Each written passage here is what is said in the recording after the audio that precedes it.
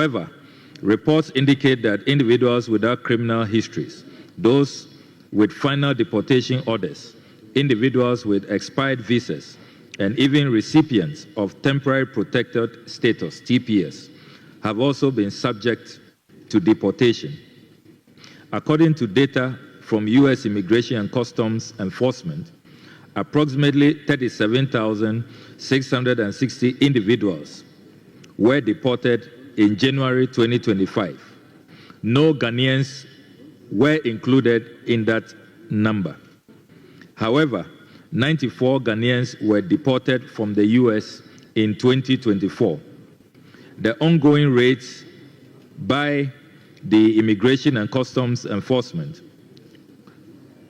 and reports of mass deportations have fostered a climate of fear and uncertainty within migrant communities. Actions taken by U.S. authorities to further bolster deportation efforts, President Trump signed a memorandum on 29 January 2025 directing the Departments of Defense and Homeland Security to expand the Migrant Operations Center at Guantanamo Bay. This expansion will facilitate the temporary housing of up to 30,000 undocumented immigrants. Following this directive, 178 Venezuelan migrants were transferred to the facility and subsequently deported to Honduras, from where they were repatriated to Venezuela. As of now, no Ghanaian national is reportedly detained at this facility. Increased border security. The Trump administration's strengthened border enforcement has led to a notable reduction in illegal migrant crossings, particularly along the southern border. According to data from U.S. Immigration and Customs Enforcement, daily arrests in the El Paso sector of the border fell dramatically from 1,800 in 2023 to fewer than 100 in January 2025. This decline in illegal crossings is largely attributed to a comprehensive government strategy that involved collaboration across multiple federal agencies. The Department of State, Defense and Justice, alongside Homeland Security and ICE, work together to enhance border security and tighten enforcement measures. These efforts included increased border patrols, the construction of additional barriers, and the deployment of advanced surveillance technologies to monitor and prevent illegal crossings. The concerted strategy appears to have significantly disrupted migration patterns in the region, contributing to the reduction in arrests and crossings. However, Mr. Speaker, while the administration views this as a success in border control, it has also led to ongoing debates about the broader impacts of migrant communities and the human rights concerns associated with such. Donald Trump at the krata kakraka tin and when they are parliament for aben babin shekrata ni musa say age me na ni mumonya problem na friends and foreign minister and a jolly betu dwa a wo chirim krata abe friends Donald Trump abo so omumbra mekinkan ewo parliament na utie foreign minister nkomo a odi a krata no America ban no nani abrepa o. Honourable members, the Minister for Foreign Affairs is invited to apprise the House on the deportation of Ghanaian citizens in the United States of America and related matters. Honourable members, the Minister is here. I proceed to give the floor to the Minister.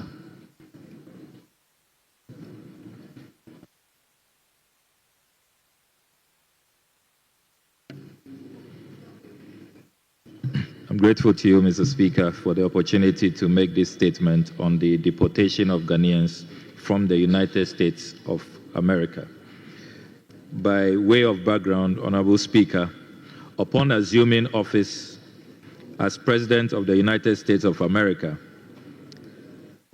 His Excellency Donald Trump instituted several executive actions, including Executive Order on Deportation. Central to President Trump's immigration agenda was his firm commitment to carrying out mass deportations of individuals living in the U.S. without legal status. This initiative primarily targeted those who either entered the country illegally or overstayed their visas. As of 23 February 2025, the United States has implemented significant changes to its immigration policies, leading to profound consequences for migrant communities. These changes have resulted in mass deportations of undocumented migrants and heightened enforcement measures along the southern border with Mexico. Initially, the deportation efforts under the Trump administration prioritized undocumented immigrants and non-citizen residents with serious criminal records. However, reports indicate that individuals without criminal histories, those with final deportation orders, individuals with expired visas, and even recipients of temporary protected status, TPS, have also been subject to deportation. According to data from U.S. Immigration and Customs Enforcement, approximately 37,660 individuals were deported in January 2025. No Ghanaians were included in that number. However, 94 Ghanaians were deported from the U.S. in 2024. The ongoing raids by the Immigration and Customs Enforcement and reports of mass deportations have fostered a climate of fear and uncertainty within migrant communities. Actions taken by U.S. authorities to further bolster deportation efforts, President Trump signed a memorandum on 29 January 2025 directing the Departments of Defense and Homeland Security to expand the Migrant Operations Center at Guantanamo Bay. This expansion will facilitate the temporary housing of up to 30,000 undocumented immigrants. Following this directive, 178 Venezuelan migrants were transferred to the facility and subsequently deported to Honduras, from where they were repatriated to Venezuela. As of now, no Ghanaian national is reportedly detained at this facility. Increased border security. The Trump administration's strengthened border enforcement has led to a notable reduction in illegal migrant crossings, particularly along the southern border. According to data from U.S. Immigration and Customs Enforcement, daily arrests in the El Paso sector of the border fell dramatically from 1,800 in 2023 to fewer than 100 in January 2025. This decline in illegal crossings is largely attributed to a comprehensive government strategy that involved collaboration across multiple federal agencies. The Department of State, Defense and Justice, alongside Homeland Security and ICE, work together to enhance border security and tighten enforcement measures. These efforts included increased border patrols, the construction of additional barriers, and the deployment of advanced surveillance technologies to monitor and prevent illegal crossings. The concerted strategy appears to have significantly disrupted migration patterns in the region, contributing to the reduction in arrests and crossings. However, Mr. Speaker, while the administration views this as a success in border control, it has also led to ongoing debates about the broader impacts of migrant communities and the human rights concerns associated with such stringent enforcement measures. In partnership with Panama and Costa Rica, the U.S. has established agreements to temporarily detain deportees in these countries before they are returned to their home countries. Under these arrangements, migrants who are deported from the U.S. are often held in detention camps in Panama or Costa Rica as part of the deportation process. However, reports from detainees have highlighted concerning conditions in these camps. Migrants held in Panama, for example, have complained about harsh living conditions, limited freedoms, and restricted access to legal assistance. These complaints have raised concerns about the treatment of individuals awaiting deportation in these temporary detention facilities.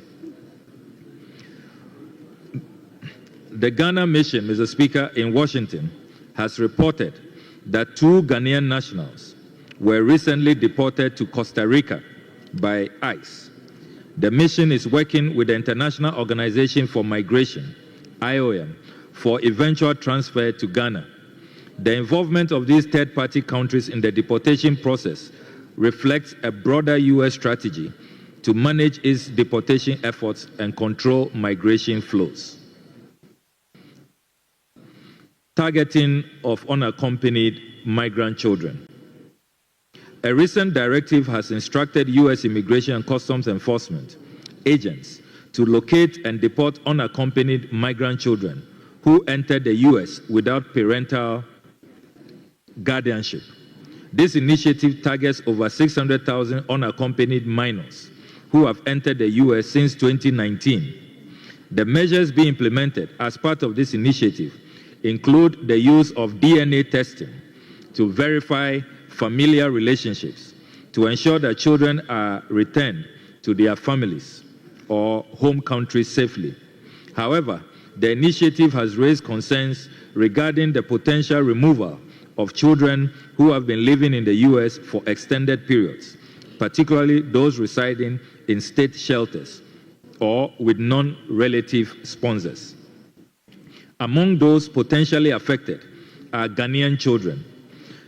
As at now, there are 4 children who are known to the Ghana mission who fall under this category. These children, like many others, may face the possibility of deportation if they are unable to prove familial connections or guardianship under the new ICE directive. The move has raised alarm within advocacy groups who have expressed concerns about the impact it may have on the safety and well-being of these vulnerable minors.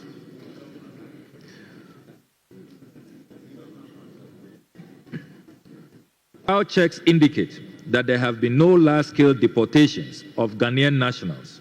The immigration enforcement measures implemented by the Trump administration are having a significant impact on the Ghanaian community. One of the sources of confusion and concern has been reports that suggest that U.S. immigration officers are closely scrutinizing individuals with dual citizenship, particularly those who travel abroad using both their U.S. and Ghanaian passports. This has further heightened uncertainty within the Ghanaian community, as many individuals fear that their travel may lead to complications with immigration authorities. So, Mr. Speaker, currently, the mood within the Ghanaian community is one of fear and anxiety. Several leaders from various Ghanaian associations have expressed concerns about the growing apprehension among community members.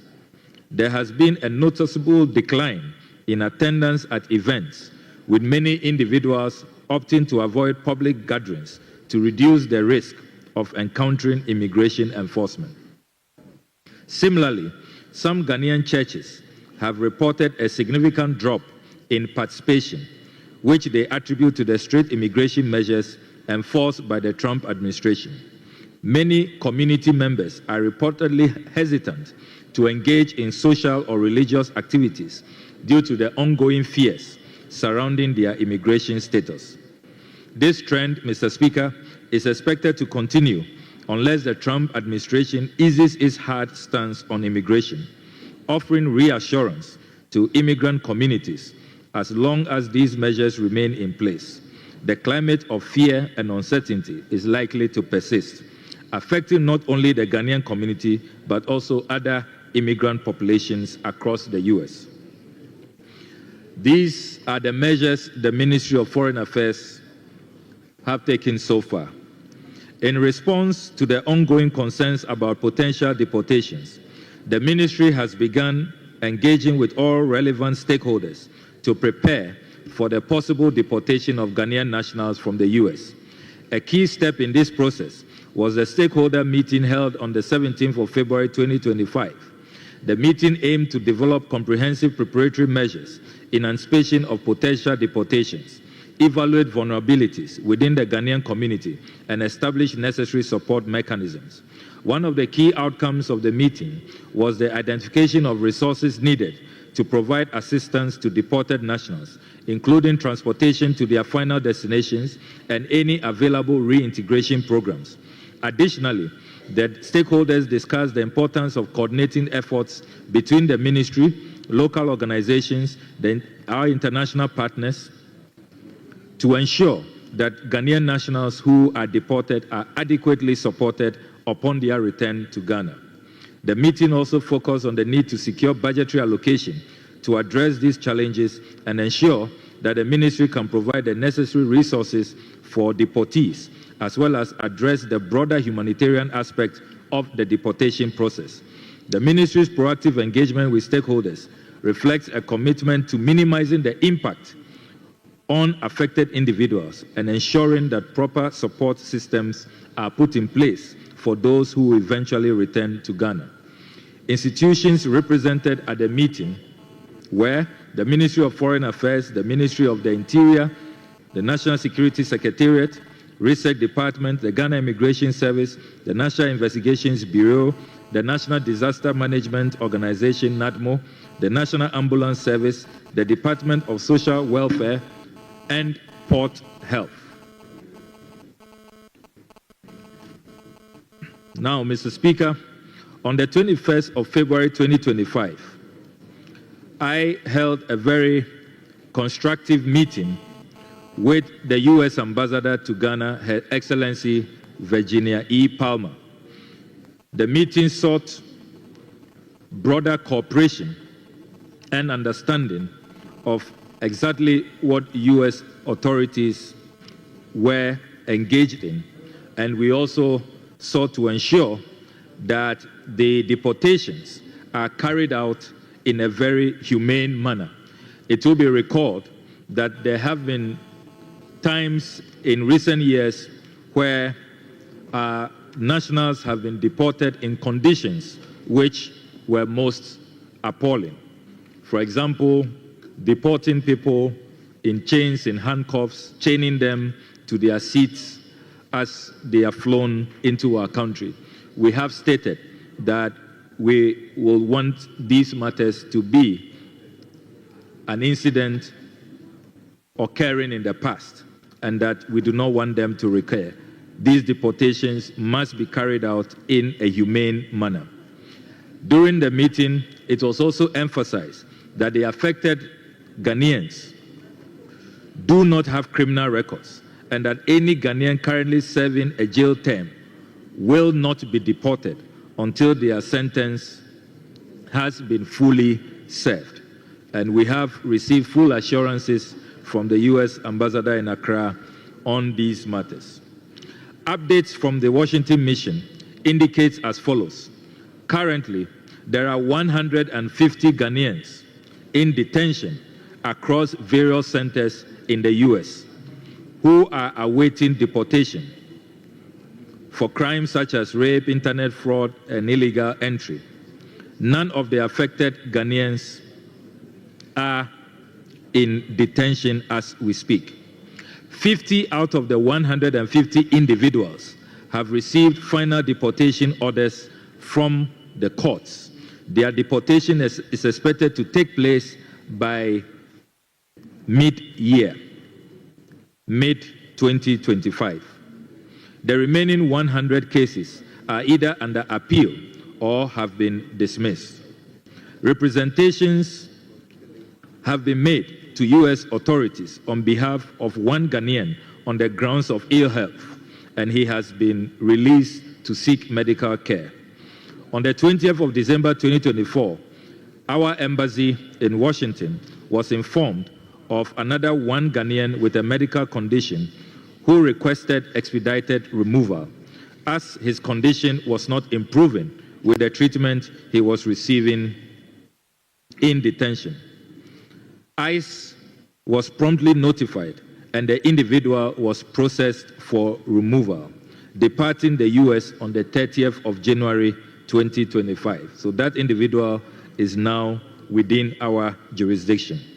3 Ghanaians have also been processed and are scheduled to depart from the United States on commercial flights on the 19th of March 2025, the 28th of March 2025, and 1st April 2025, respectively. 10 Ghanaians have also been interviewed by the embassy to verify their nationalities and ensure that they have received a fair hearing. They are now awaiting the Department of Homeland Security to purchase their flight tickets before their travel documents for their deportation can be issued. The Ghana Embassy in Washington, in collaboration with Ghanaian immigration attorneys in the U.S., have been organizing virtual town hall meetings to offer legal guidance and support to nationals facing immigration challenges. Upon the issuance of final removal orders, the individuals' names will be forwarded to the ministry for further processing. It should be noted that the aforementioned cases existed prior to President Trump's assumption of office, with the exception of 2 Ghanaians who were deported to Costa Rica, as outlined in the actions taken by the U.S. authorities. In line with the ministry's established practices and in collaboration with the relevant authorities, arrangements will be made to ensure the reception of our compatriots upon their arrival in Ghana. This will include health screening, psychological support, assistance with specific needs, and transportation to their final destination. Reintegration. The ministry is in discussion with NADMO and other partners, including the International Organization for Migration, to extend support in reintegration and providing additional sources of livelihood to our compatriots upon arrival. Options include arranging skills training, microfinancing opportunities, and psychological support to help individuals reintegrate into the society and rebuild their livelihoods. Additionally, we will work with local authorities and communities to ensure that those returning are supported in their readmission into the society to enable them contribute to their communities. In conclusion, Mr. Speaker, the ministry continues to closely monitor developments related to the potential deportation of Ghanaian nationals from the U.S. to inform further actions. This ongoing monitoring will allow the ministry to stay updated on any changes in immigration policies, enforcement practices, or shifts in the situation that may affect the Ghanaian community. The operationalization of the Consular Fund, as approved by Cabinet, will be critical in supporting our affected compatriots returning home. It is anticipated that the ministry's budget, which is before this August House and awaiting approval, will receive your kind approval of the $2 million we have allocated to operationalize the Consular Fund. Mr. Speaker, based on these developments, the ministry will assess the need for additional measures, resources, or interventions to support affected individuals. By staying proactive and responsive, the ministry aims to ensure that Ghanaian nationals are well supported throughout this process, whether through legal assistance, reintegration programs, or other necessary forms of aid. Further actions will be determined in coordination with all stakeholders. But the message we want to send to our compatriots very clearly is that they are not alone in these difficult times. Their government and the people in Parliament will make sure that their needs, their consular needs, are supported. And Mr. Speaker, we will continue to do all we can to make sure that we are with them throughout these processes until they arrive and they are fully reintegrated in our communities. This is the update on the situation involving the deportation, the potential deportation of some 150 Ghanaians from the United States of America. I thank you very much, Mr. Speaker.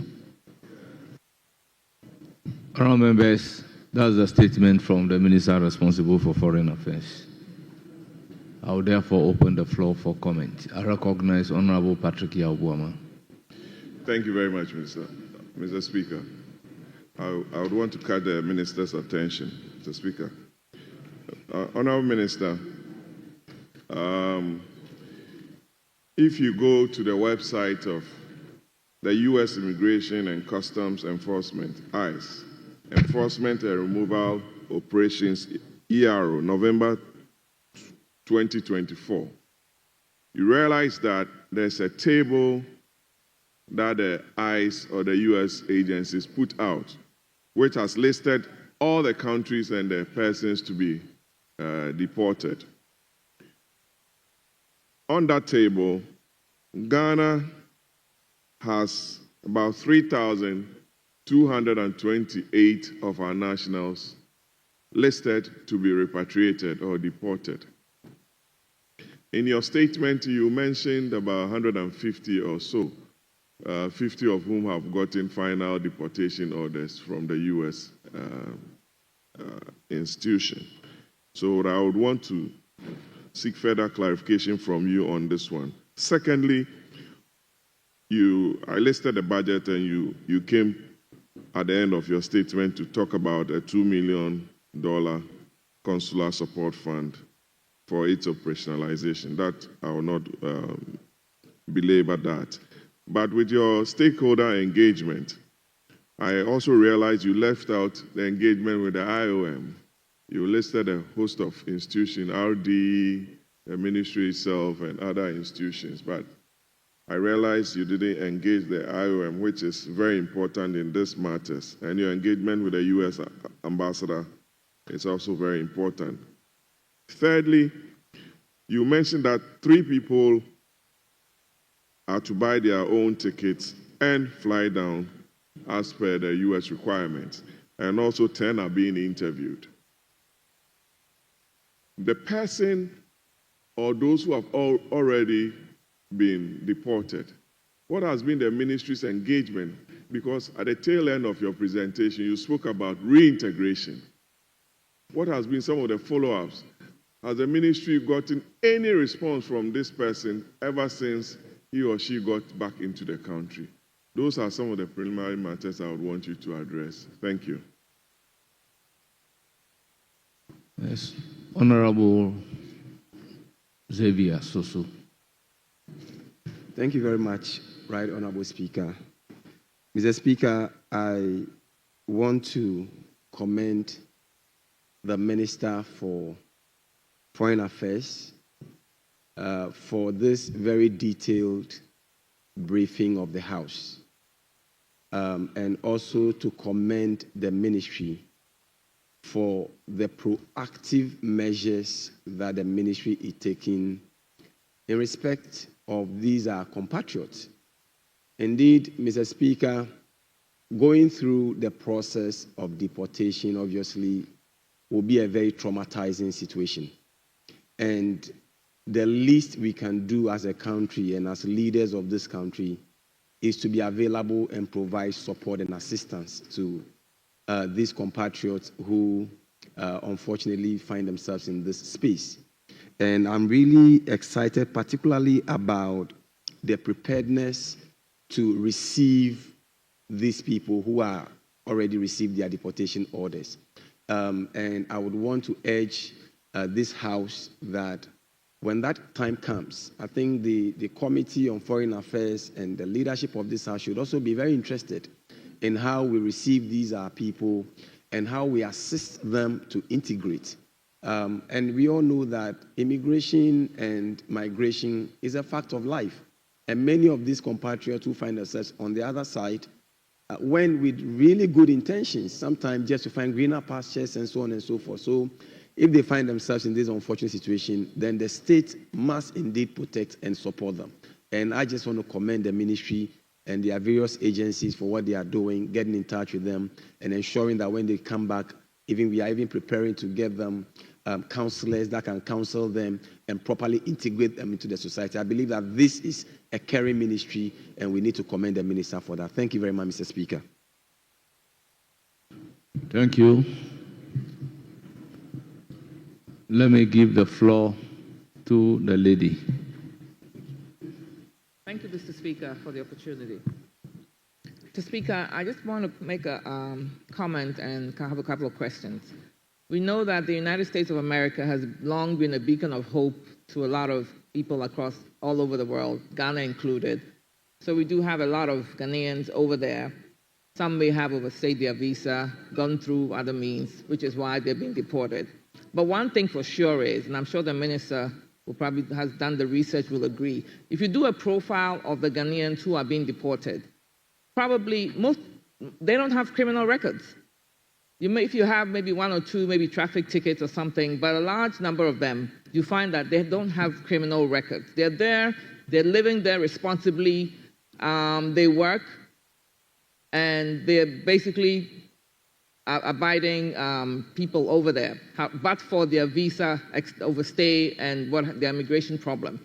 So I'm glad to hear that the minister said he's basically negotiated with the United States to not have them be brought over in handcuffs, because they're not prisoners, and they're not prisoners of war, and they're certainly not slaves to be brought back in shackles. So I'm really glad to hear that. Another important thing that I'd like some clarification on is reintegration, because reintegration is extremely, extremely important and critical for the Ghanaian deportees coming back. Most of them have left Ghana for years, probably decades, and they may not even know their way around Accra. Accra has changed. If they've not been here, which they haven't, because there's no way, they didn't have their papers over there, they wouldn't have been able to travel back to Ghana for years. So they will even be lost in Accra, let alone find their way to their village or their hometown. Secondly, this is very traumatic. It's a devastating experience for each one of them, and I can't even imagine what it's like for the children who are involved. So we really must have reintegration action. Aside from the long term, we must have a long-term reintegration strategy, because it's not just going to be 150. Trust me, with the way Trump is going, it's not going to be just 150 who are going to be deported. There are probably going to be thousands of people who are going to be deported. So I would urge the Minister of Foreign Affairs to have a long-term reintegration strategy. And then I also heard he mentioned, I think, IOM, that normally supports reintegration. However, with a string of orders that President Trump signed right after he got into office, which was one of the mass deportations in the history of America. Secondly was funding cuts. The IOM has been cut deeply, deeply.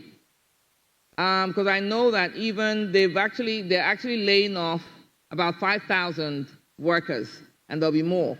So I know that the IOM funding in Ghana has probably been hit as well. So we need to find that, because normally I believe that they would have supported the reintegration. So my question is, will the Ghana government, provide funding for reintegration of these deportees? Because it's critical in terms of the economic hardship. They're going to face economic hardship. They'll come, they won't have jobs. And they will not have any money on them. Because when they are picked up by ICE, they're not allowed to go home. They're not allowed to go to their bank account to withdraw any money that they've saved from the work that they're doing. They're coming with nothing, with no clothes on. Their only clothes on their back is what they're probably coming with. So we really have to make sure that we help them with the economic challenges they're going to face, and the stigma, because there's a stigma, unfortunately, in Ghana when people are deported. It's like you failed over there. And it's not about failure for these people. Because if you go into their profile, which I hope the ministry will do, you find that they were responsible people over there. Some of them probably even have mortgages over there where they bought property, they have kids in school, some of them even pay taxes. You'll be surprised. Okay, so they're not criminals, and there's no failure about this. The only thing is that they went over there in search of whatever hope that they were seeking over there, and unfortunately they weren't able to get their papers right, so they're being deported. So my question is, in terms of the long-term strategy for the reintegration, and if IOM is going to be depended on, we really need to take a look at that, review that, because there's been serious deep cuts in IOM all over the world where they're actually laying off 5,000 people, and their programs are also being withdrawn. It's not even suspended. It's being withdrawn. So we really have to look at that. And then the unaccompanied migrant children too. I would like some more information on that, because they are unaccompanied. Who are they coming to? And we have to really focus on the reintegration. Otherwise, we probably have some homeless deportees when they get here, especially for those who may not have Honourable Member, I think your time is up.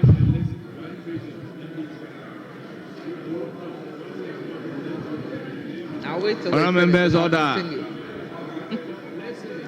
Order. Please conclude.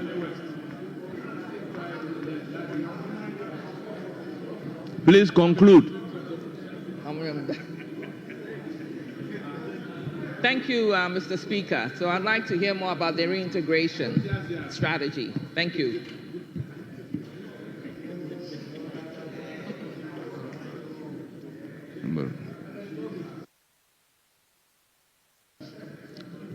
Yes, leaders.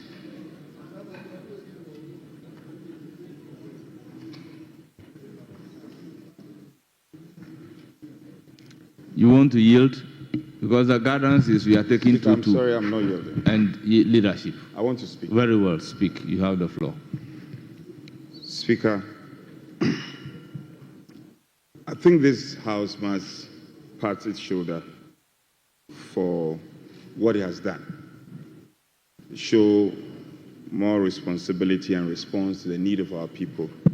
Speaker, I must commend the speakership for inviting the minister to apprise the House. We are listening to our colleague and the minister giving details on the statistics, the engagement that have gone on so far, and what he seeks and his outfit seeks to do in the future.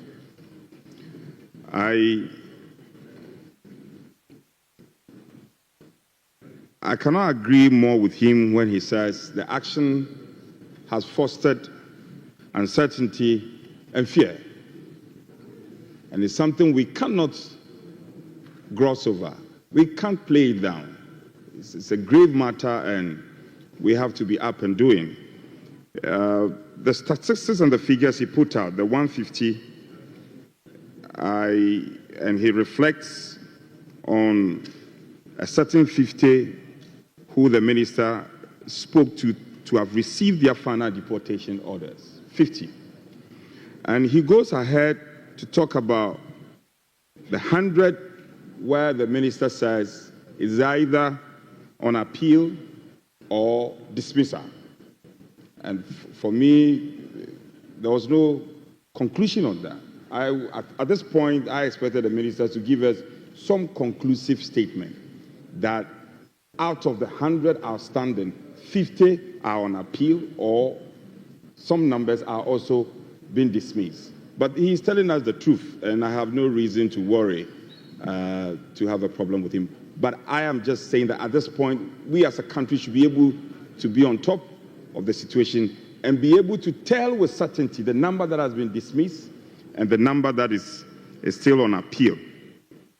Speaker, the minister spoke to reintegration, and then he mentioned the consular fund. It's something we've all been, I recall in our other world when he was ranking member and I was chair, it's been a matter that we've been passionate about. Thankfully, it's seeing the light of day. But I'm afraid to say the consular fund is not enough. We can't rely on the consular fund at this time. This is a case of emergency. We are yet to even pass the budget. We are yet to pass the budget. And because it's an emergency, I want to implore the minister that we have to work around the clock and find some oxygen to support our compatriots. Unfortunately, Minister, you put out some solutions. I was expecting that you would define these solutions in the short-term, medium-term, and long-term solution. Then we would know that in the next 1 month, this is what the ministry will be doing to deal with the challenge at hand. And my minister at the 8th Parliament, where he was a ranking member, we worked together. Very typical of him. I'm sure if he was ranking by now, he would have been visiting some of the centers of detention. Up to this time, he hasn't told us if he has been to Costa Rica or not. Would you go or not? I want to, and I see my chair, Honorable Van der Poel. You should be advising the minister or go together, get our ranking, the ranking member, the chair, and the minister. But now you should be on your way to Costa Rica. You have to visit the detention centers. I know he will do it, but minister, you have to too. Also, our Committee on Foreign Affairs. This cannot be one-off intervention. It has to be a sustained and well-regulated and monitored effort. Speaker, the next 1 month, the Committee on Foreign Affairs should be briefing this House as a result of a briefing they have received from the sector minister on interventions, fallout, and what has become of the effort of the ministry. I think if you do that, it will not be one-off efforts which will not be good enough. Having said this, I want to commend our colleague for a detailed report, for him to note that we are also going to monitor in the coming days. Speaker, I thank you for the opportunity.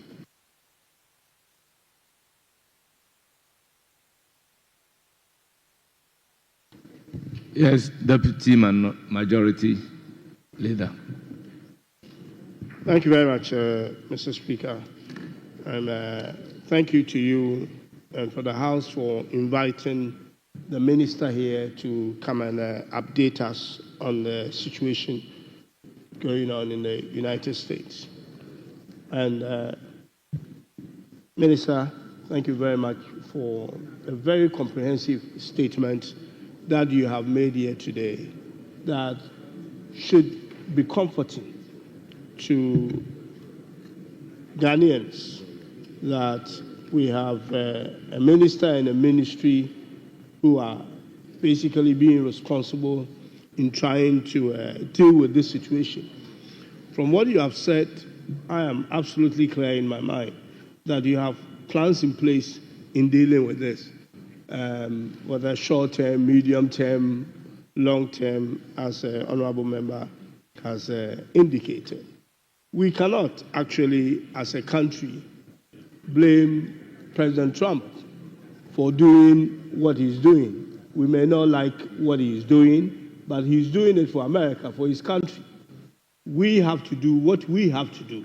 And that's first and foremost, we have to be law-abiding citizens, as we are in our country and wherever we go. The people who have gone there are not criminals, but they are actually being brought home for a reason of not having the right documentation and all that. So we have to also advise our brothers and sisters that when they do travel, they make sure that they do what they have to do to make sure that they live in that country as legally as they can be. Just as Ghanaians, we want people to come and live here legally. But when such a situation arises, we have to be able to help our brothers and sisters. We cannot just leave them because we think they've either made a mistake or. So I'm very happy with what the minister has said today. All the people that he's managed to meet, including the American ambassador here. It is important that we take our case, to where we should take it. And that's the closest you can get to Donald Trump, is actually to go to the ambassador. So I'm very happy with all the things that the minister has put in place. I wish the minister well, and I hope that, his team that is in the States and around here are actually able to help the minister. I'm sure the necessary travels will be done to make sure that our people are fine. Minister, thank you very much for coming to brief us. Thank you, Mr. Speaker. Honourable Minister, you may respond to the questions and make your concluding remarks. Thank you very much, Mr. Speaker. Mr. Speaker, let me thank honourable members for the very useful insights and comments that have been made in response to this statement. Mr. Speaker, I must also salute members for the empathy and solidarity that they have demonstrated in contributing to this statement. There are a few matters that require clarification, and I want to do that very quickly. The apparent contradiction in figures, the 3,228 on the ICE website, that has been there for more than 2 years. And we have probed those numbers. And what our mission tells us when they have inquired is that a lot of people contained in that ICE database have gone through appeals, and they have been successful with the appeals. And so the ICE will have to amend that data. They haven't done that, and that's why you have that figure on their website since that period, since it was first put out there. But what we are dealing with now are the confirmed cases for deportation, the 150.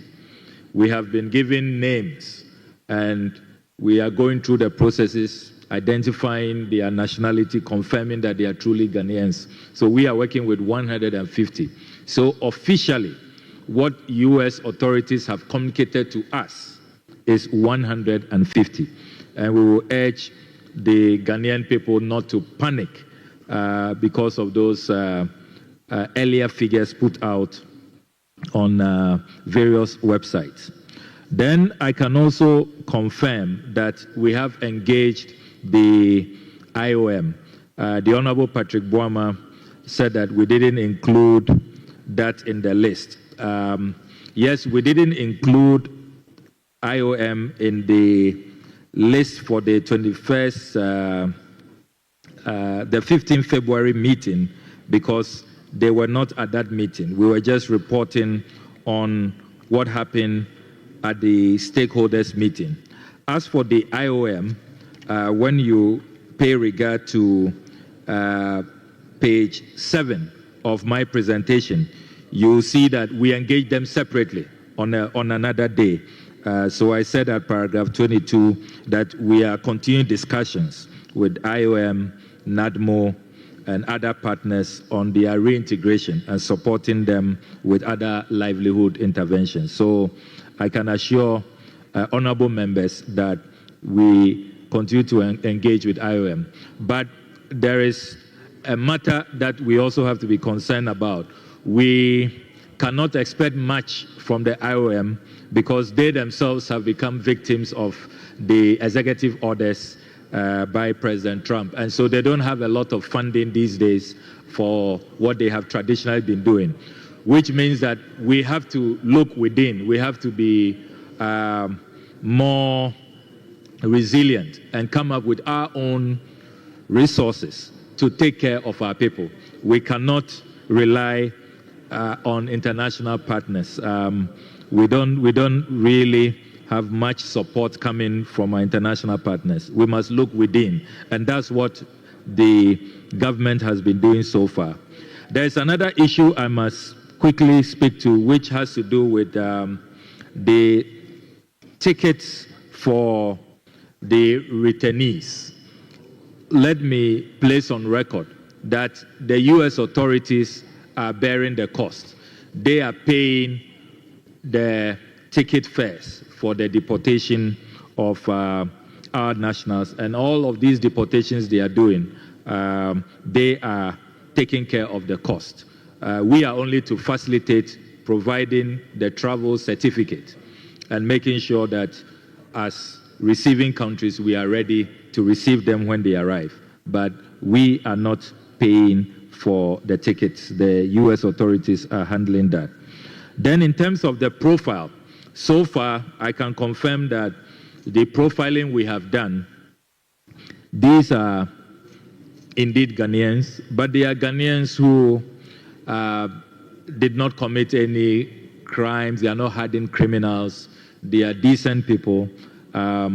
They were just in search of greener pastures, did not regularize their stay as quickly as they should, and have been caught up in this. But I can confirm that these are hardworking, decent Ghanaians, very harmless. And so there shouldn't be concern in Ghana that when we accept these people and reintegrate them, they may attack anybody or undermine the safety of our nationals. They are not hardened criminals. They are not dangerous. What they need is our empathy and our care, and we should really look out for them and show them compassion. That's what they need. I do agree that the consular fund will have to be supported, and we are hoping that when it comes to the approval of the estimates, honorable colleagues will help us in that regard so that we will get the fund which has been allocated for in the budget. We hope that you join us to approve them. In terms of the children, we can confirm, as I said in the statement, that there are 4 Ghanaian children affected so far, but we are putting in place measures to make sure that they receive all the care that they deserve when they arrive in Ghana. A matter to do with stigma has been raised, which is a very important point. We need not stigmatize these 150 Ghanaians facing deportation. We must recognize that this can happen to anybody, and any of us could have been in their shoes. That is why in today's presentation, we have kept their names out. We are not mentioning who they are. And indeed, when we welcome them at the airport, we also do that off camera. We don't go with media, and we do not disclose their identities. It is particularly because of the issue of stigmatization. We do not want them to be stigmatized, and so we are protecting their identity, and we will continue on that path. Now, on Panama and Costa Rica, and why I have not visited Assad yet, I can confirm to you that under this arrangement, the persons who are held in Panama and Costa Rica have the opportunity to opt for integration in these countries. That is, if they do not want to be moved to their final destination. And the checks I have done, I did make efforts. I wanted to explore the possibility of visiting. But the information that we have received at the ministry is that there are only 2 Ghanaians in this category, this Panama situation, and they have opted to be integrated and to go about their normal activities in Panama. And so if I go to the camp now, I won't find any Ghanaian there. And if any of you go to the camps in Panama or Costa Rica, you will not find Ghanaians there because of that opportunity they have. If you want to be hosted and to integrate in those transit countries, you can do that. And they have opted for that. So let me be clear, for the record, there are no Ghanaians currently in these detention camps in Panama and Costa Rica. The only 2 who made it there have opted to be integrated in those countries. And so we are fine on that score. We don't have anybody to visit in those detention camps. I believe that, Right Honorable Speaker, I have adequately responded to all the matters that have been raised. In conclusion, I want to emphasize that we are keeping an eye on their arrival, on their reintegration. We are following up. We are working with NADMO very closely. So we have their records. We call to check up on them regularly. And those who have arrived are doing fine. And as I said, we are looking at the budgetary allocations that have been made. When we get your approval, we'll look at skills training, how to support them, those who may want to start up. Because the way they were arrested, they couldn't even have access to their savings, they couldn't have access to their valuables. It was all done in a very rushed manner. And so we will need to extend support services to them. And I can give you that firm assurance that we will do that. We continue to look out for them. We will not abandon them. They are our fellow compatriots, and we are here to serve them. And that is the philosophy guiding the whole attitude towards their return and reintegration. Thank you very much, Honorable Speaker. Thank you, Honorable Minister. On behalf of the House, I express our gratitude for you attending upon the House and making this valuable statement in apprising the House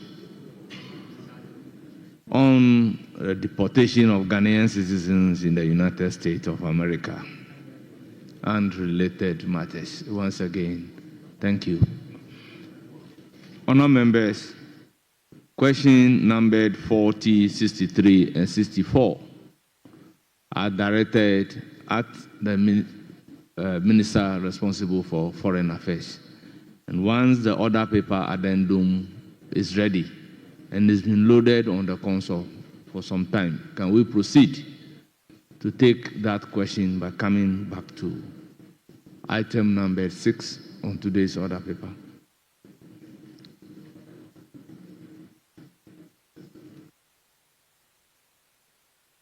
Yes, Honourable Minority Chief. Speaker, with respect, as you do recall, we engaged at conclave. I recognize the Minister is here, and as he's delivered the statement, ordinarily we should allow him to proceed to take the question. Speaker, we stand in breach of Order 208. Speaker, I had apprised you the need for us to make some amendments to the composed committees. So if it finds favor with you, I think we can quickly do that. I'm going to make this application to you if we can quickly do that before we proceed. Because we got the estimate are going to be considered by the various committees. And we have instances where some members belong to only a committee, which is in breach of Order 208. So if you may permit me, let's do those amendments before we proceed to take the questions.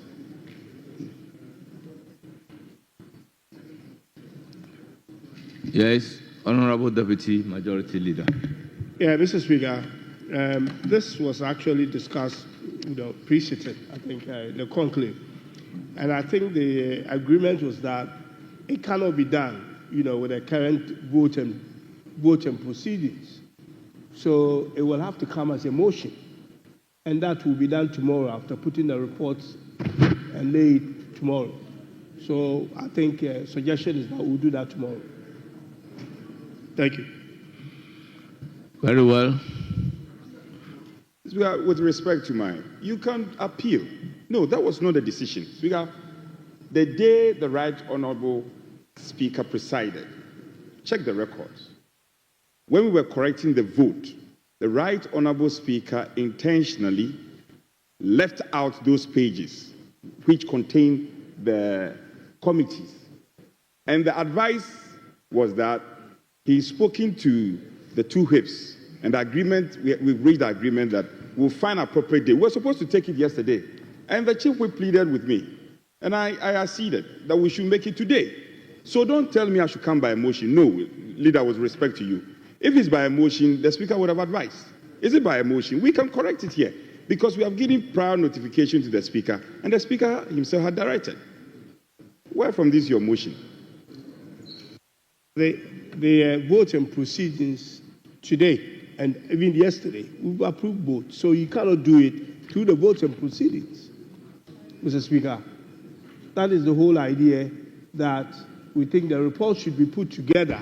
You do your amendment, and then tomorrow. Yes. So, Honourable members, I guess the pages containing the composition of the committees has been left out because of certain irregularities that needed to be addressed by the leaders. I sense that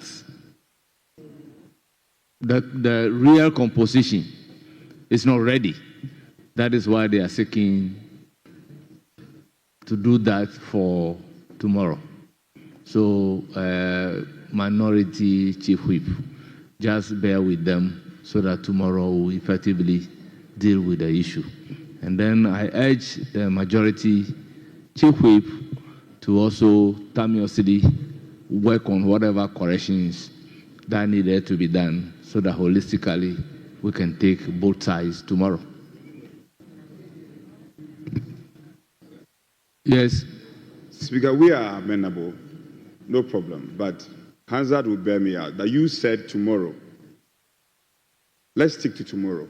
We don't want tomorrow comes and you say next week. I hope you won't do that. I hope you won't do that. Speaker, we are in agreement. Well, I will also urge leaders to work on the delegations so that we can also take that tomorrow. Minority Chief Whip, please let's quickly work on the delegations and then the groups so that we can as well take that tomorrow. So, honourable members, we'll then come back to item number 6 on today's order paper and go to question number 40 in the name of Honourable Vincent Eko Asafwa.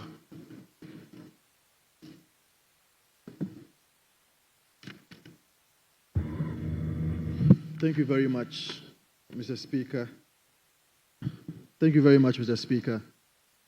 I would want to ask the Minister for Foreign Affairs the plans of the government to ensure the accessibility of the chip-embedded passport launched by the previous government on December 2nd, 2024. Honourable Minister, you have the floor.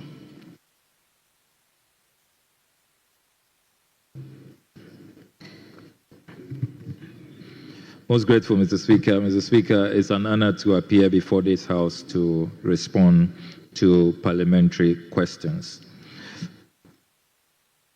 Right, Mr. Speaker, Ghana's journey with chip-embedded passport began in 2010, where biometric passports were introduced, which should have featured a microchip embedded with the holder's biometric data, including fingerprint and facial recognition, but chip aspect was left out during the production. The plan to include chip was reactivated in 2016, but could not take place. Mr. Speaker, since it was a laudable idea to introduce chip in our passports, the previous administration in 2018 established Passport Chip Embedded Implementation Committee to ensure that the new passport is birth. So they farmed out a portion to a private partner under a PPP arrangement. The introduction of the chip embedded passport aligns with the International Civil Aviation Organization, ICAO, standards, specifically ICAO Document 9303, which provides guidelines for implementing machine-readable travel documents and e-passports. This modernization effort is designed to enhance border security, reduce identity fraud, and streamline international travel for our citizens.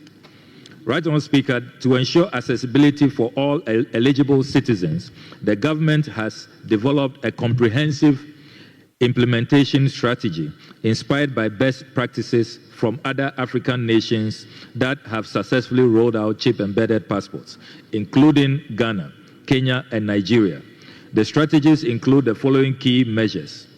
1, decentralization of passport enrollment and issuance. 9 out of the 16 regions currently have passport offices. The office of the Upper East region, that's Bolgatanga, is expected to become operational later this year. The government intends to expand passport application centers to the remaining 6 outstanding regions. Those are the newly created regions, ensuring that citizens do not have to travel long distances to apply for their passports. For our citizens outside Ghana, all Ghanaian embassies and consulates are equipped to provide similar services to our compatriots abroad. Mobile passport application centers are also utilized to provide door-to-door passport services to Ghanaian communities abroad. Additionally, mobile biometric registration units can be deployed to remote locations to facilitate enrollment for those who may face challenges accessing passport offices. As honorable members may attest, my ministry recently established a studio here in Parliament to process diplomatic passports for members of Parliament. Enhance digital services for convenience. Right, Honourable Speaker, we are currently, as part of our ongoing passport reforms, integrating an online passport application system, payment and appointment to allow for citizens to initiate their applications from anywhere, reducing congestion at our passport offices. A passport application tracking system will also be introduced to keep applicants informed about the process of their applications. The system will be linked to the National Identification Authority database so that all personal information of applicants is transferred automatically directly onto the NIA system to the passport office system via the confirmation of the Ghana card number and biometric verification. Any changes to personal information such as name, date of birth, or place of birth will be done at the NIA through an update of records with appropriate documents. Right, Honourable Speaker, a nationwide sensitization campaign will be launched this month to educate the public on the benefits, security features, and application processes for the new passport. Special focus will be placed on engaging communities in rural areas and vulnerable groups to ensure that they are not left behind. Affordability and phased implementation. Right, Honourable Speaker, the government recognizes concerns about the affordability of the new passport and is committed to ensuring that the cost remains reasonable while maintaining high security standards. In our efforts to make passports more accessible to all Ghanaians and per instructions I have received from His Excellency President John Dramani Mahama, we are pleased to announce a reduction in the cost of the ordinary passport booklet, that is the 32-page booklet, from the 500 Ghana cedis to 350 Ghana cedis.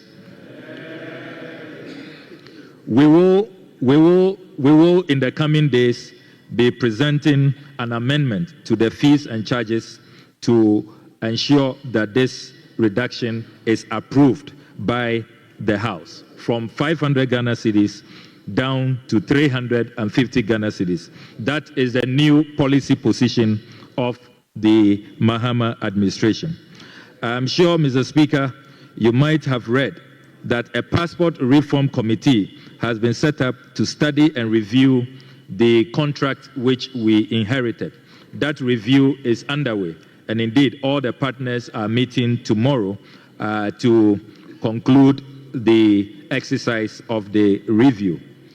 When the review of the contract is done, we will move into a phased-out rollout of the chip-embedded passports, and we expect a smooth transition from the current biometric passports to the chip-embedded passports. It is useful, Mr. Speaker, to add that we are also introducing a 24-hour passport service. The 24-hour passport service will also come with a door-to-door delivery, ensuring greater convenience, efficiency, and customer satisfaction. Applicants can now apply at any time during the day, including outside the regular working hours, and have their passports delivered securely to their doorstep, eliminating the need for in-person collection. We think that in the 21st century, when you apply for your passport and you indicate that you want it delivered to you, courier services should be able to deliver to you. You don't have to go through the stress of going back to the passport application center. So Ghanaians are going to have their passports delivered to them at locations of their choice once they indicate during the application where they want their passports delivered. Mr. Speaker, applicants must provide accurate addresses and contact details to facilitate a seamless delivery. In partnership with reputable courier providers, the ministry guarantees secure and reliable passport distribution. The ministry remains committed to enhancing accessibility and efficiency in passport services for all citizens. In conclusion, Mr. Speaker, through these measures, the government remains committed to ensuring that the chip embedded passport is accessible, efficient, and beneficial to all citizens in line with international best practices and our national development agenda. So by the month of April, next month, within the month of April, the good people of Ghana can expect a seamless transition from the current passports to chip-embedded passports within the month of April. That is the full assurance I can give to honorable members. I thank you very much. Thank you very much, Honorable Minister. Any supplementary question? Honorable Speaker, let me thank the Minister for a well-researched answer, except to add another question to it.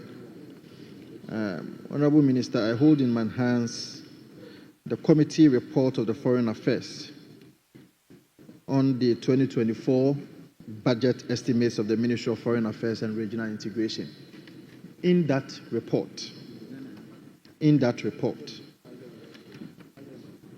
there was a proposal for the review of the passport fees, which proposal indicated that the cost of producing a passport is 400 Ghana cedis. The cost of producing a 32-page passport is 400 Ghana cedis. On this floor, you have indicated that the amount, or if you like, the price of the 500 Ghana cedis that is paid for a passport is to be reduced to 350 Ghana cedis. How are you going to make up for the loss of the 50 Ghana cedis? And per my indication, I do not see budget lines to take up that 50 Ghana cedis that you are reducing it to. Can you let this House know how you are going to deal with the 50 Ghana cedis? Thank you, Honorable Minister. I'm grateful, Right Honourable Speaker, for the opportunity to respond to the Honourable Asafua's supplementary question. As ranking member on the Foreign Affairs Committee at the time, I recall that we asked for details, for evidence of the supposed government subsidy at the time. We did not receive it. Having gone to the ministry, I still haven't seen evidence that we were subsidizing passports. Some figures were put out, but there was no supporting evidence.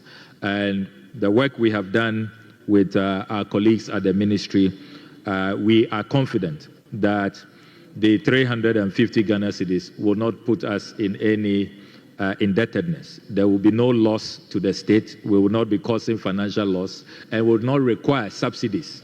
We will not have to subsidize. And don't forget that this 350 cedis is still an increment from the previous 100 Ghana cedis at the time that this PPP arrangement was negotiated. So we have seen a jump from 100 cedis to 500 cedis the last time the increment occurred. And you recall that my position at the time as ranking member is that having one increment, such a quantum leap from 100 cedis to 500 cedis, was just unconscionable, and it was too draconian. And you could tell that the Ghanaian people have not received this well. There's been a lot of considerable agitation across the length and breadth of our country. And as MPs, we can all confirm our constituents are complaining about the high increment from 100 to 500. That is why the new Mahama administration is saying that we have listened to Ghanaians. We want to make our passports more affordable. when we make it affordable, we believe that Ghanaians will even access it more, and there will be an eventual benefit, a win-win situation for all. So be assured that there will be no indebtedness, there will be no need for subsidies, and there will be no shortfall requiring an allocation in the budget. The 350 cedis is a good reduction that the good people of Ghana deserve. I thank you, Mr. Speaker. Any further supplementary question? Right Honorable Speaker, I am quite surprised to hear from the Minister that there's no basis or no documentation to support the 400 Ghana cedis that has been stated in a committee report, a committee that he was the ranking member to. But I will not litigate it. But the impression I'm getting here is that the 400 Ghana cedis that was given Honorable to us by the House, Asafwa, you are to ask a supplementary question. By the passport office is not something that has any basis. That is the indication you are getting in this House. But I will go on with my second question. My second question to the Honorable Minister is from his own answer. The basis is from his own answer. If you check paragraph 1, 2, 3, 4, 5, 6, 7, paragraph 9, you said, additionally, mobile biometric registration units can be deployed to remote locations to facilitate enrollment for those who may face challenges accessing passport offices. As honorable members may attest, your ministry recently established a studio here in Parliament to process passport for members of Parliament. My question to you is, with respect to persons who are in urgent need of passport, who may be found in our various hospitals, what are your plans to deal with such requests? Are you going to collaborate with the Ministry of Health, the Ghana Health Service, so that it will not be an issue of whom you know? I am hearing that there are some persons who will be in need of passports at a time, and they may not be able to get any support from the passport office, because the passport office will tell them that even with the mobile facilities, they may have to go to a certain point. How are you going to deal with the Ministry of Health to be able to make sure that such persons can be supported or assisted to be able to get the passport, even at the hospitals?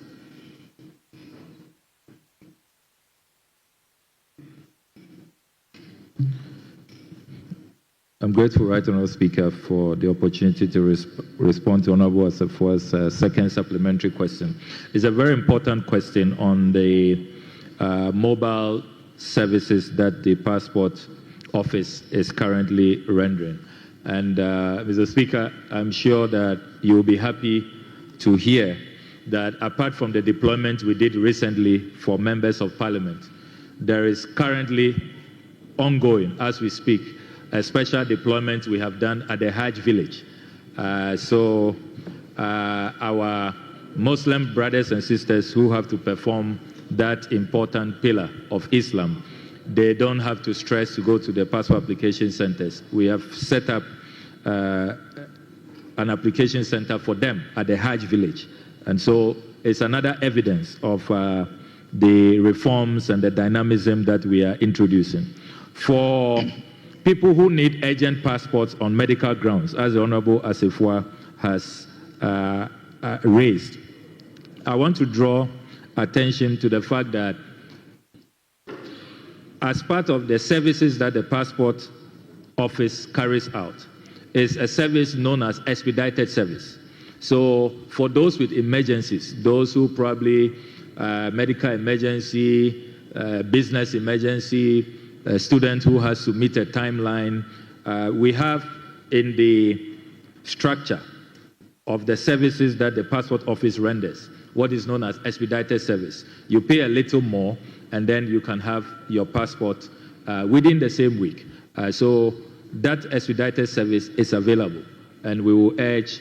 I think that sometimes it's probably lack of public education, public awareness. So we are intensifying that so that Ghanaians would know nurses, doctors who are attending to these patients who may have to fly them out can make themselves available for this service. So we have the expedited service, which takes care of emergencies, and that is available in those circumstances.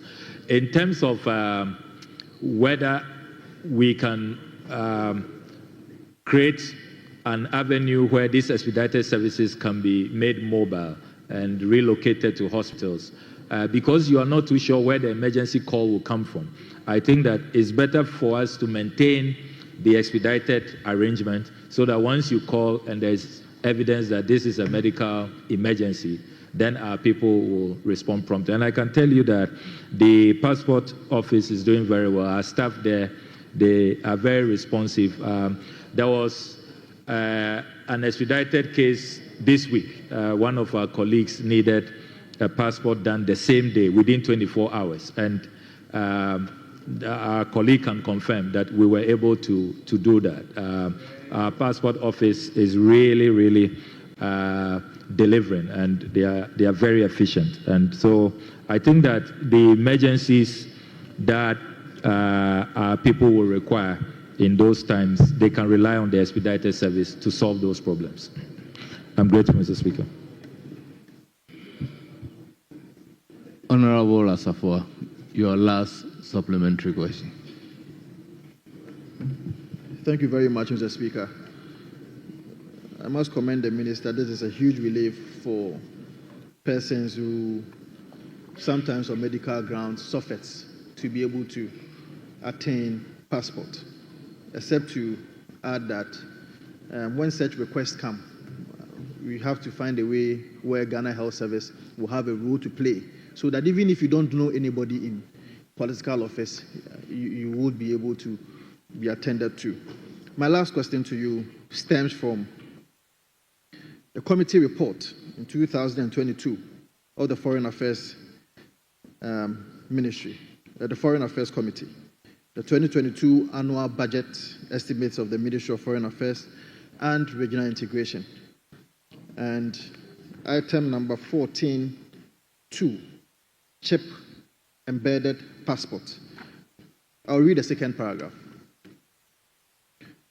The committee was informed that the project will be executed in partnership with a private company within a 10-year period, and the total cost of rolling out the project for the first year is $23 million. The profit sharing structure for the first 4 years is 30% for government and 70% for the private entity. For the subsequent 6 years, it is expected to be 35% for government and 65% for the private entity. The weighted average cost of the capital is rated at 9.75%. So, Minister, my question to you is that at least this is the terms of the contract that is existing. In the event that you finally roll out the chip-embedded passport, maybe somewhere around this year, are you going to maintain this terms of the contract between the government and the private sector? Thank you. Honorable Minister. Thank you very much, Mr. Speaker. Mr. Speaker, I did say in my response to an earlier question that the contract is currently under review, and we have a crucial meeting tomorrow. I'm very transparent. I have indicated that I think that we can do something about those terms, and the government of Ghana can be in a better position than what has been earlier negotiated. Because we have not concluded the review, but we are pushing towards better terms for government. As it is now, it's skewed 70-30, 60-40 in favor of the private investors. But we are reviewing and pushing for better terms. So since we have not concluded, I do not want to preempt the negotiations. But just to say that we are fighting hard in the national interest for some better terms for the government and people of Ghana. I'm grateful, Mr. Speaker. Honorable Patrick Yabuama, you have the floor. Thank you very much, Mr. Speaker. Honorable Minister, in your answer, you spoke about the principles of reasonability and affordability as the driving force to your quest to reduce the passports from 500 Ghana cedis to 350 Ghana cedis, subject to an amendment to the Fees and Charges and Miscellaneous Act that the Minister of Finance will be presenting to this House. But you cannot, Mr. Speaker, my question is, a minister cannot review the contract without the Attorney General's involvement. Two, what I know, Mr. Minister, is that a transaction advisor has been requested by you, by your ministry, to provide scenarios for the extension of the contract under which is being operated from 10 to 12 years to give you an indication whether you can take care of their losses or their profitability levels. One, because you haven't seen the scenarios. Two, you are going to be looking at the operating cost, maintenance cost, the software and staff and other resources that the PPP arrangement has put in place. So my question to you is that you not having gone through the scenarios, not a review, how sure are you that you are telling the good people of this country the truth that you want to reduce passport price from 500 cedis to 350 Ghana cedis? Thank you. Honourable Minister.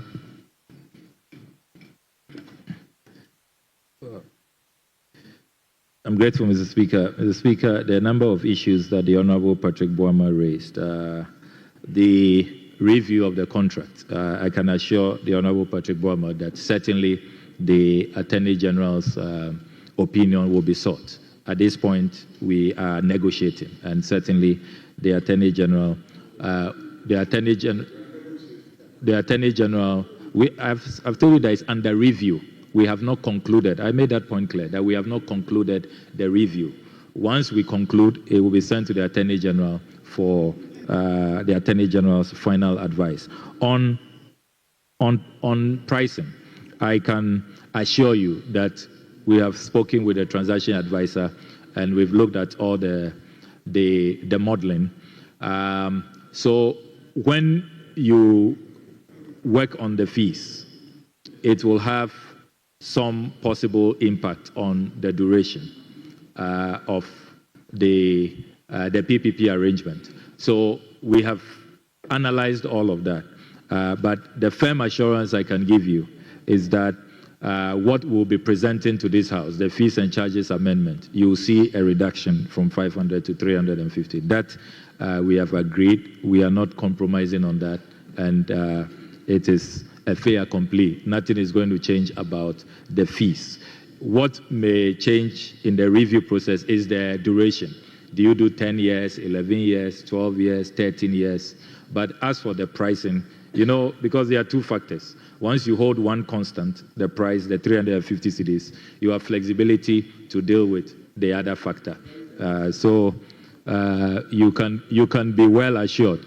You can be well assured. As for 350 cedis, we are not compromising. We are not compromising on that aspect. We are here for the Ghanaian people, and we must ameliorate their plight. Thank you very much. Honourable Member for Kumbugu. Thank you, Mr. Speaker, for the opportunity. And then let me commend the Minister for tackling the challenges of the passport industry head on. My quick question is, what plans do you have to decentralize the passport services at the district level?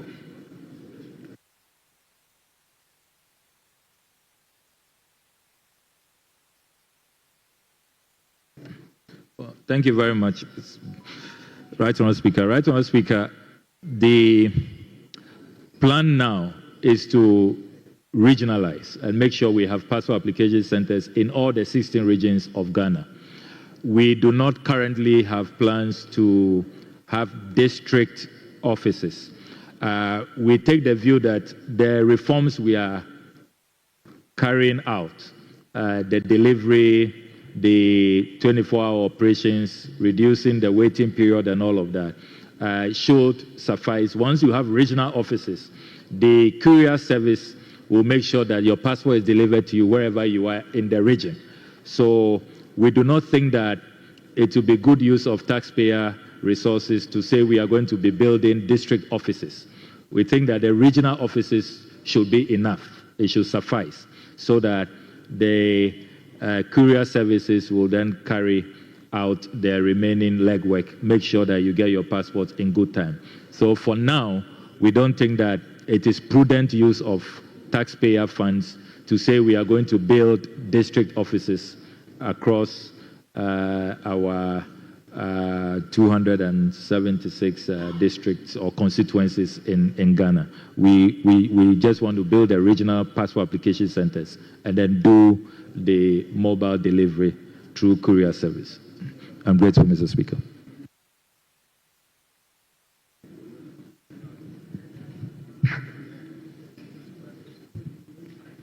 Thank you very much. Okay. Honorable former minister. Okay. Okay, I would like to know from the minister when you will start printing the booklets in the regions instead of only in Accra.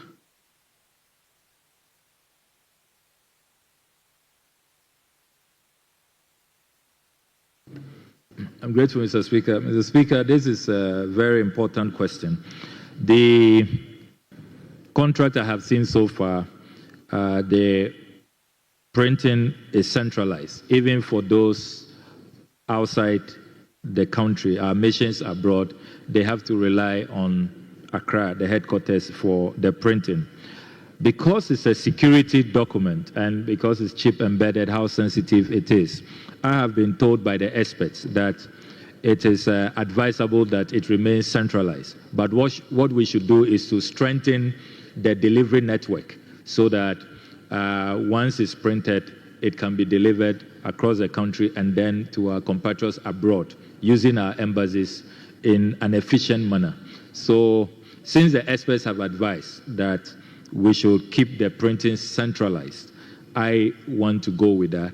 And I think that what we should now focus on is to make sure that the delivery is done in good time so that particularly those who may need expedited service, they do not have challenges so that they can get their passports in good time when they require them. I'm grateful, Mr. Speaker. Thank you. I'll give the floor to Honorable Francis Xavier Soso.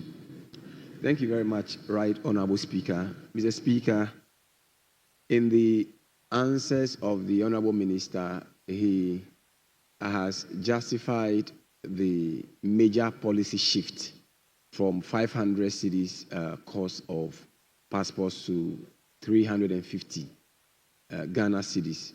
Mr. Speaker, I would want the Minister to elaborate what may have, what factors really justified this major policy shift, because changing the price of passports from 500 to 350 is a major one.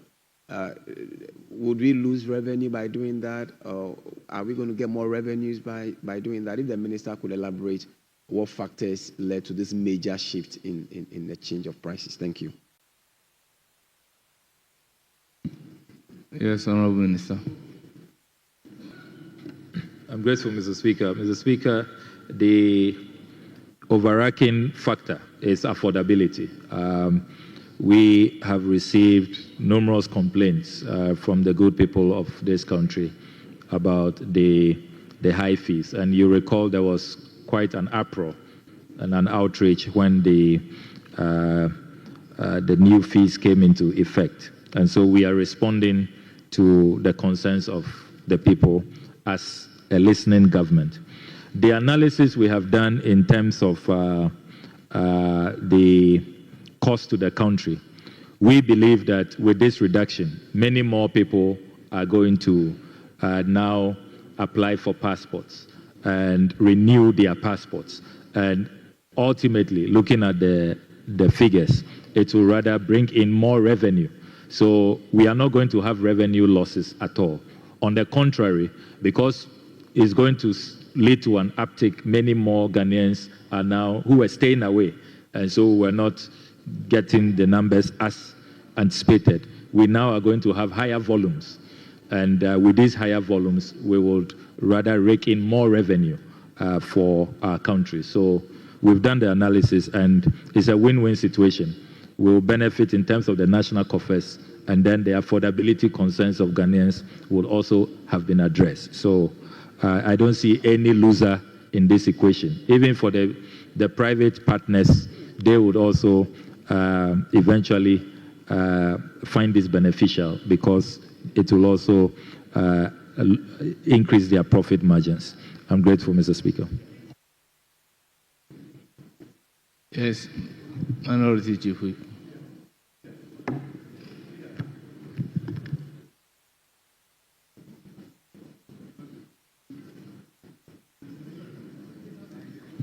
Minority Chief Whip, you have the floor. Leadership should wind up.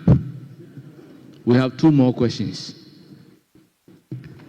Speaker, let me take the minister back to parts of his own answers, I think paragraph 5, as answers to question 45, introducing 24-hour passport services with door-to-door delivery. Speaker, the minister do know that the government is yet to bring a policy on the 24-hour economy to Parliament.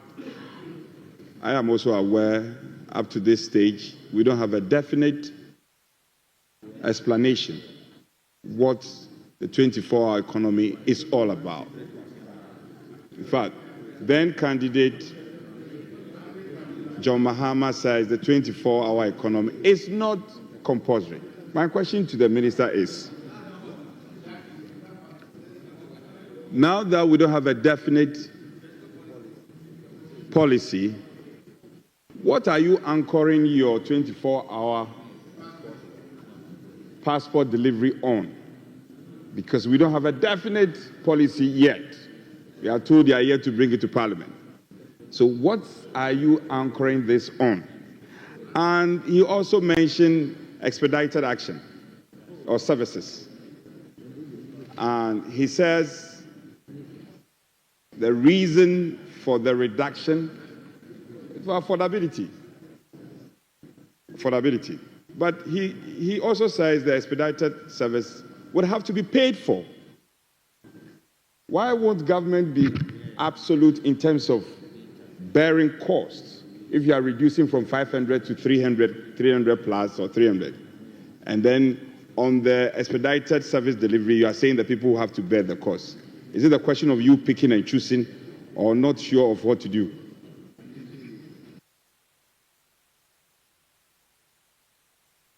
Yes, Honorable Minister. Well, I'm grateful, Mr. Speaker. Mr. Speaker, the Minority Chief Whip will agree with me when I say that there is a recent example that they have demonstrated in this country.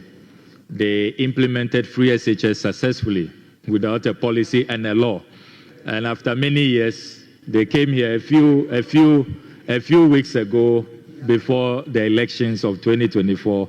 They came to this house saying that they want us to support them with a law, long after they have implemented. So that scenario teaches us that it is very possible to implement government programs without a policy blueprint or without a law. It is very, very possible. So there is no need to say that you haven't seen a policy or a blueprint, and so we cannot go ahead with our 24-hour services. Your own example teaches us that. Having said that, Mr. Speaker, I can assure the Honorable Minority Chief Whip that very soon you are going to see the 24-hour blueprint. It's a very, very It's a very, very exciting policy. The TUC has called it a game changer. AGI is excited about 24-hour. And we don't know what is complex about 24 hours. Ghanaians working 3 shifts, increasing productivity, creating more jobs for our people. It's as simple as that. It is as simple as that. It is as simple as that. It's as simple as that. And Mr. Speaker, I can assure you that the Passport Office will implement the 24-hour operation very successfully. The second aspect of your question to do with expedited service. For expedited service is really a service that is in the fees and charges arrangement already for those who want to pay more. Normally for entrepreneurs, business moguls, and it is even those who want a fatter booklet, probably the 48 pages, they normally utilize that service. And once you are paying more, you are getting more pages, and you are getting your passports less than 3 days.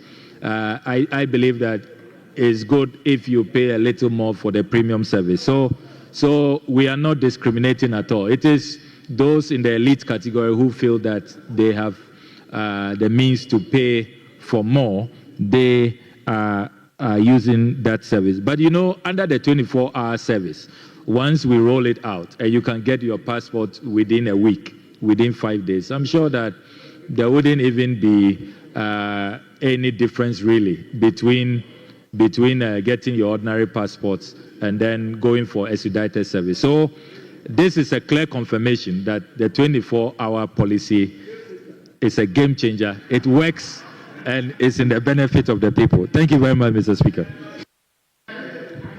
Deputy Majority Leader. Deputy Majority Leader.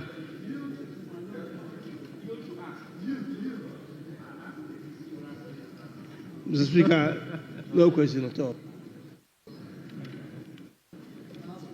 Honourable members, we proceed to ask question number 63, standing in the name of Honourable Frank Asiedu Bakwin.